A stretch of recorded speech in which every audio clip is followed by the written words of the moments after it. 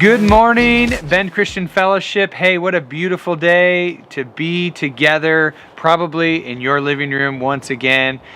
Just thankful to spend some time today with you. I know Rachel's not here. Everybody's saying they want Rachel back, so you'll see her next week, but we gave her the week off. Hey, have you ever lost something?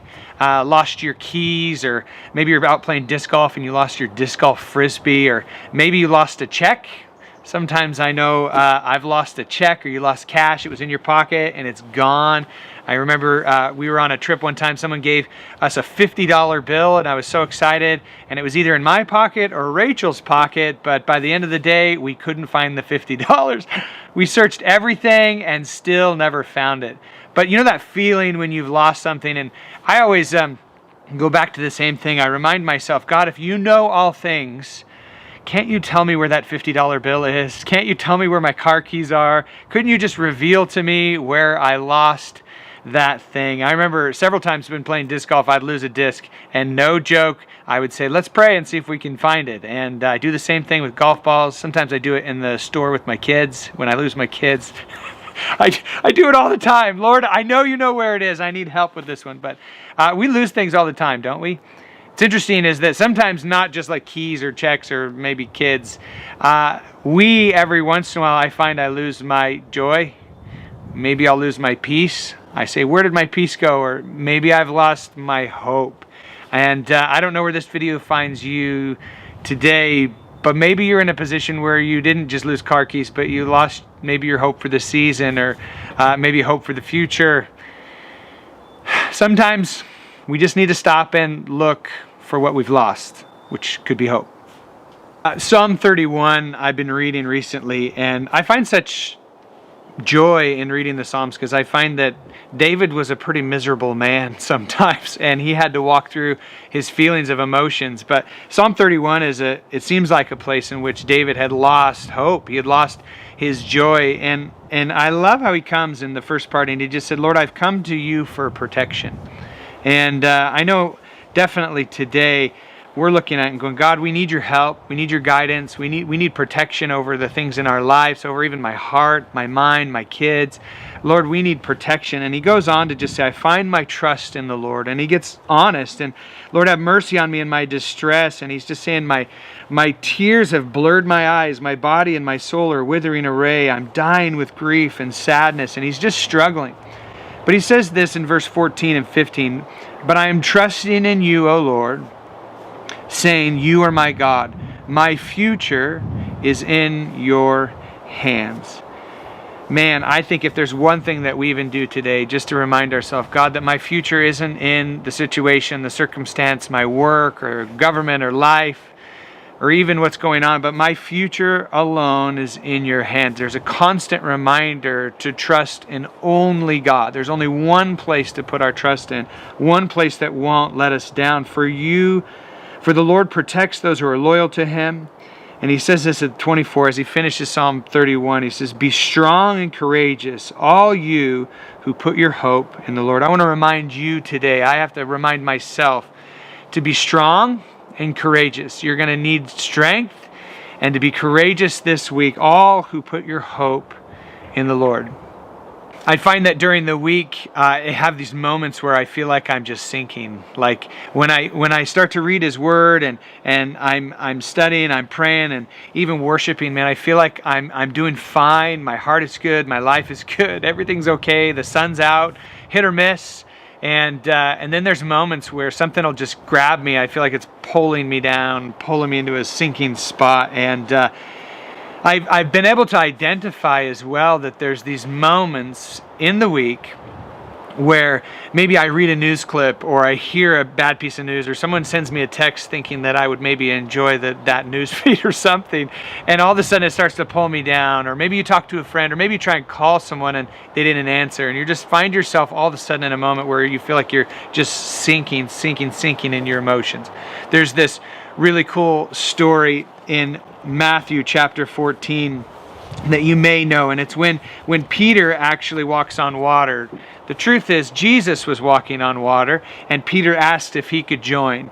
And there's the moral of this story is that when Peter took his eyes off of Jesus and he started to look at a circumstance, he started to sink, just like you and I. When we take our eyes off of Jesus and we start to actually look to those things around us, man, my heart just starts to sink. I find like I'm in quicksand. And Jesus had asked his disciples, hey, go across the river without me, or the ocean without me, and I'm going to catch up. And it says that night fell, and they were alone. It was almost 3 a.m. These guys, it says this in 24, verse 14. Meanwhile, the disciples were in trouble. They're out on a lake all by themselves. And it says that they're far away from land, and a strong wind had risen, and they were fighting heavy waves in the middle of the night, just distressed. About 3 o'clock in the morning, which I never want to know 3 o'clock in the morning. That's one thing I never want to know. Jesus came towards them walking on the water. When the disciples saw him walking on the water, they were terrified. In their fear, they cried out, "It's a ghost." It's interesting that in times of crisis and trouble and fear, when circumstances just totally at your door, sometimes it's really hard to recognize Jesus. We don't always recognize his work in the moment. We can see him as a ghost or something we don't recognize. But to know that he's actually always there when we don't recognize him or not. Jesus spoke to them at once and he said, "Don't be afraid, right? Take courage. I'm here." I love that. Just in their moment of chaos, he says, "I'm here. You didn't recognize me, but I'm here. I'm absolutely here." And Peter, of course, love Peter and his just tenacity, right? And he just says, "Lord, if it's you, tell me to come walk on water." And I'm sure all the disciples are thinking, "Peter, what are you doing? Like, what in the world are you doing?" But there's some inside of Peter that says, I want to try that. If it's really you and you're walking on water, like, let me do it too. Like, let me be a part of this just craziness. So he does. He gets out of the boat. The Lord says, "Come towards me." And then all of a sudden, he saw a strong wind and the waves, and he was terrified again. He saw it with his eyes, which means there's a moment where Peter had his eyes on Jesus. Everything was okay. They were still in a storm. The waves and the wind, everything was there. But the moment he took his eyes off of Jesus and he started to look at his circumstance, he started to look at what was going on or swirling around him, what did he do? He sank. He absolutely sank, and Jesus grabs him because he's saying, "Save me, Lord, save me." And I feel like every time I get off my phone and read a news clip, I have to do the "Save me, Lord, save me from whatever's going on," right? Jesus immediately reached out and he grabbed him. And he says this, "Oh, you have such little faith, Peter. Why did you doubt me?" The circumstances were the same. It doesn't say in this moment that he calmed the storm at this point. Circumstances were really dictating this fear and this trembling. But in the middle of your week, in the middle of my week, everything that's going on, I want to remind you that when you take your eyes off of Jesus and you actually put them on the circumstance around you, you're going to find yourself emotionally, and even physically, even mentally, and even spiritually sinking into your week. I want to encourage you this week, don't sink into that week. And you're going to have to help yourself. I know that there are kids watching this video. I want to remind you that you might see your parents sinking this week. And I want to remind you to even say, "Hey, Dad, Jesus is still here." Like, "Hey, Mom, Jesus is still here for us this week."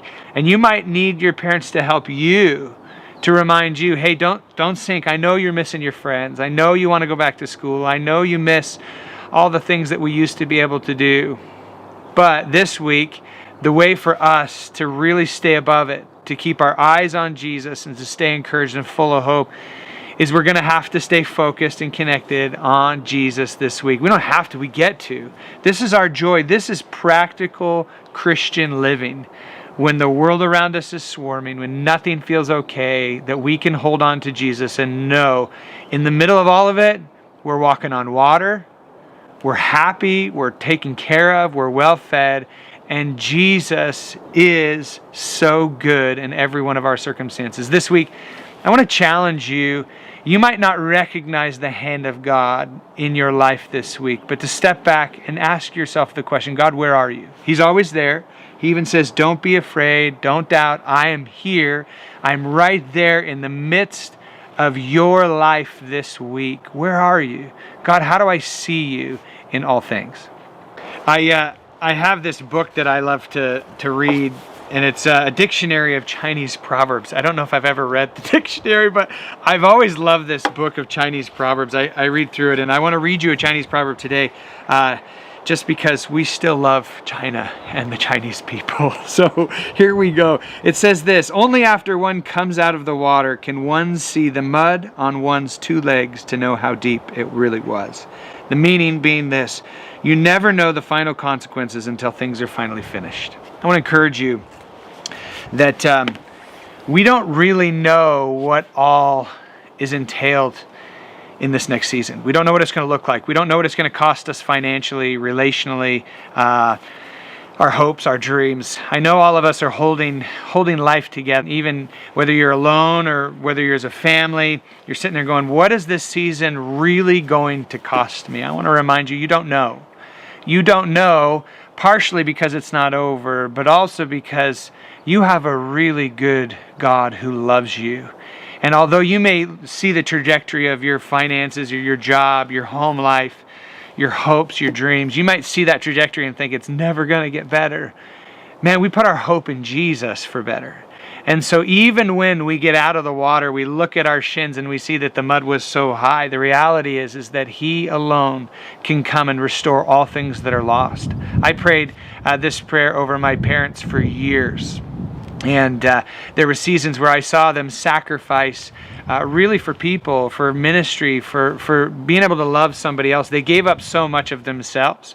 And I remember behind the scenes, I used to pray, God, would you restore to them all that they've sacrificed, all that they've given, all that they've given away in love towards other people. And what's beautiful is that in this last season of their life, I've watched the Lord just pour on them more and more blessing and more blessing. And He has restored all that is lost. Even if you go through this season and you lose a ton of your dreams and hearts and hopes and businesses, I want to remind you that God can restore and will restore in your life as you trust Him all things. We have to almost hold our life like this and say, God, you are so, so good.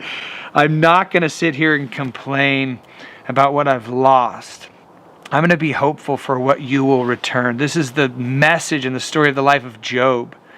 Job was given way more than he lost. And this week, I'm believing for you, for your life, for my life, that God's going to restore to His people, to those who trust in Him way beyond what you've lost. This week, hang in there.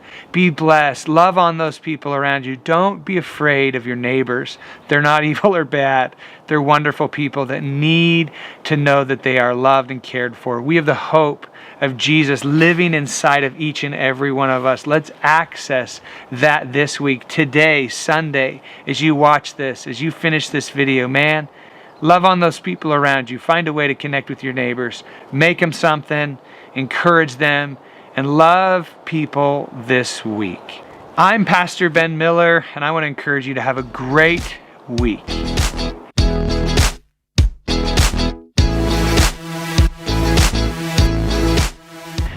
Stay classy, San Diego. And welcome to thisisnotarealshoot.com. Okay, another clap for Josh.